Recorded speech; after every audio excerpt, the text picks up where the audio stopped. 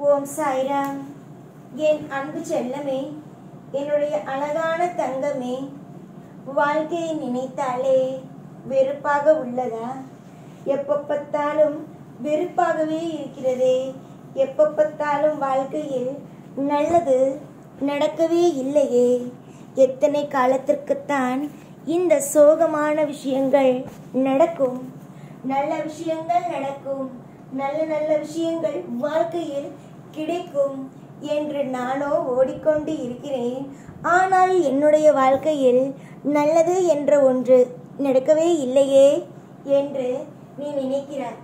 அம்மா, அப்படியெல்லாம் எதுவும் நினைத்து வாழ்க்கையை போட்டு வருத்தி கொள்ளாதே. எதுவாக இருந்தாலும் சரிதான், வாழ்க்கையில் சீரும் சிறப்பும் அழகும் என்றுமே இருக்கும். அதில் எந்த ஒரு சின்ன குழப்பமும் கிடையாது. நீ என்னதான் வாழ்க்கையை போட்டு கவலைகளோடு இருந்தாலும் சரி, அந்த கவலையிலிருந்து உன்னை மீட்டெடுப்பதுதான் இந்த சாயுடைய முதல் குறிக்கோளாகவே இருக்கிறது. உன்னுடைய வாழ்க்கை வெகு தூரத்தில் அசிங்கமாக இருக்கிறது, அது ஒன்றும் பக்கத்தில் இல்லை. என்னுடைய வாழ்க்கை போய்விட்டது, தொலைந்து விட்டது, அது இனிமேல் கிடைக்காது என்பதையெல்லாம் போட்டு நினைத்து குழப்பிக் கொள்ளாதே. வாழ்க்கை என்பது ஒரே மாதிரியாகவே இருப்பது அல்ல. அது கொஞ்சம் கொஞ்சமாக மாறக்கூடியது. மாறும் என்பதை எவன் ஒருவன் ஏற்றுக்கொள்கிறானோ அவன் நிச்சயமாகவே அடுத்த கட்டம் என்று ஒன்றுக்குள் நகர்கிறான். வாழ்க்கையில் சாதாரணமாக எந்த ஒரு விஷயமும் நடப்பது அல்ல. எதுவும் என்னை மீறி உன்னுடைய வாழ்க்கையில் கிடைப்பதும் அல்ல.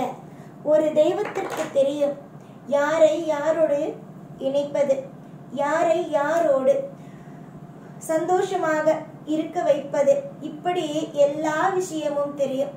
சம்பந்தம் இல்லாமல் எதுவுமே யார் உன் வாழ்க்கை மட்டுமல்ல, யார் வாழ்க்கையிலேயும் நடக்காது. உன்னுடைய வாழ்க்கையில் இப்பொழுது தீர்க்க முடியாத பிரச்சனை அப்படின்னு ஒன்றுமே இல்லை. எல்லாமே தீர்க்கக்கூடிய பிரச்சனைகள் தான். உன்னை சுற்றி அதிகமான நபர்கள் இருக்கிறார்கள். அவர்களுடைய வாழ்க்கை எல்லாம் நீ பார்த்திருக்கிறாயா? உன்னை விட நிறைய பேர் நிறைய விதமான கஷ்டங்கள்.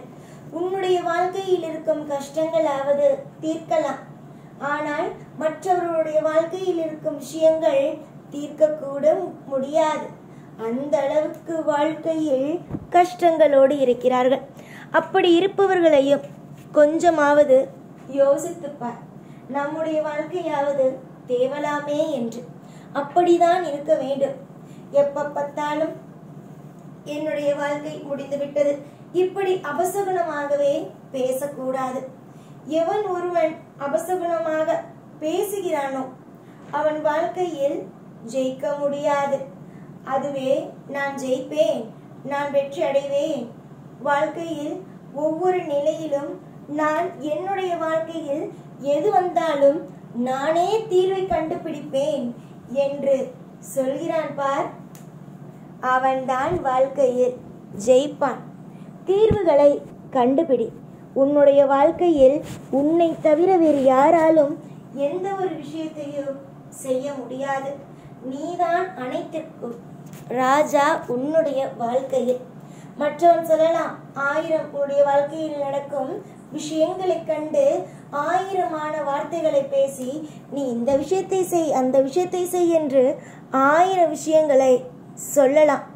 ஆனால் அது ஏதாவது ஒரு விஷயத்தை கூட உன்னுடைய மனதுக்குள், உன்னுடைய வாழ்க்கைக்குள் போட்டு பார்க்க வேண்டும் என்று நினைத்தாயானால் எதுவுமே, எந்த ஒரு விஷயமுமே சரிதான், வாழ்க்கையில் நன்றாகவே நடக்காது. ஆனால் புரிந்ததா? ஆனால் இப்பொழுதும் சரி, எப்பொழுதும் சரி, வாழ்வில் நன்மைகள் நடக்கும். அதுவும் நீ உன்னுடைய வாழ்க்கையில் எடுக்கும் முடிவினால் மட்டுமே, அடுத்தவன் எடுக்கும் முடிவினால் அல்ல. உன்னுடைய வாழ்க்கையில் நீ எடுக்கும் முடிவினால் மட்டுமே உன்னுடைய வாழ்க்கையில் அடுத்தடுத்த கட்டத்தை பார்ப்பாய், ரசிப்பாய். நீ தொடர்ந்து முயற்சி எடுத்தால் எல்லாமும் வெற்றிதான்.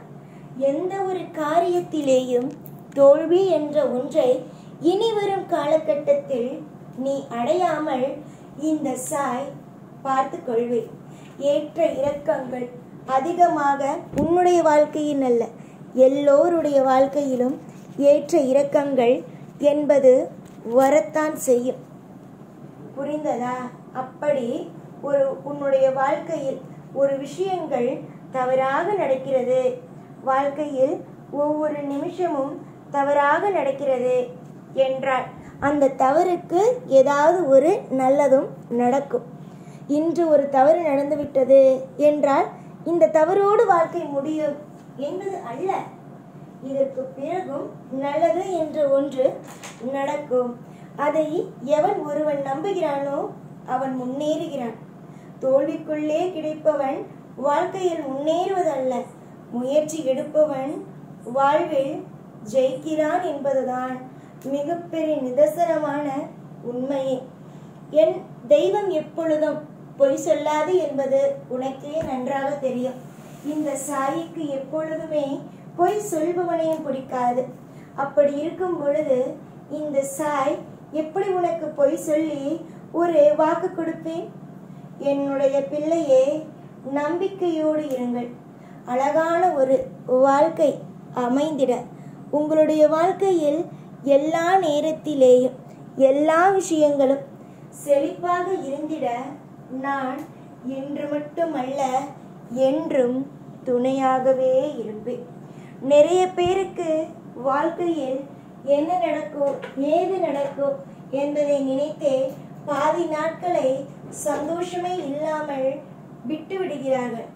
ஆனால் நான் மட்டும் என்னுடைய பிள்ளைகளுக்கு சொல்வது, கிடைத்திருக்கும் இந்த அழகான நேரங்களை, அழகான நாட்களை உங்களுக்கு பிடித்தது போலவே அனுபவித்து சந்தோஷமாக இருங்கள் என்பதுதான்.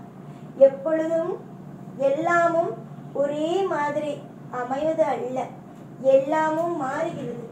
அதனால் எல்லாமும் நல்லபடியாகவே நடக்கும்.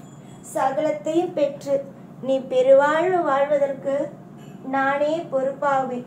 நீ எந்த நிலையிலும் கவலை கொள்ளாமல், எந்த நிலையிலும் வாழ்வில் எல்லா விஷயத்தையும் பெற முடியாமல் இருக்க மாட்டாய். எல்லாமும் நலமோடும் வளமோடும் எல்லா விதமான ஐஸ்வர்யங்களும் கிடைத்தே தீரும். இதுதான் நான் எடுத்திருக்கும் மிகப்பெரிய ஒரு முடிவாகும். என்னுடைய முடிவில் எந்த மாற்றமும் கிடையாது. நான் எப்பொழுதும் நேராக யோசிப்பேன். எது நடக்குமோ அதை மட்டுமே யோசிப்பேன். இந்த சாய் உனக்கு அனைத்து தெய்வமாகவும் இருந்து வழி காட்டுவேன். என்னுடைய வழிகள் எப்பொழுதுமே நேர் பாதையிலேயே இருக்கும். நீ நல்ல பிள்ளை. உன்னுடைய எண்ணத்திற்காகவும் உன்னுடைய குணத்திற்காகவும் நன்றாகவே இருப்பாய். நல்லதையே நான் செய்து வழிகாட்டுவேன்.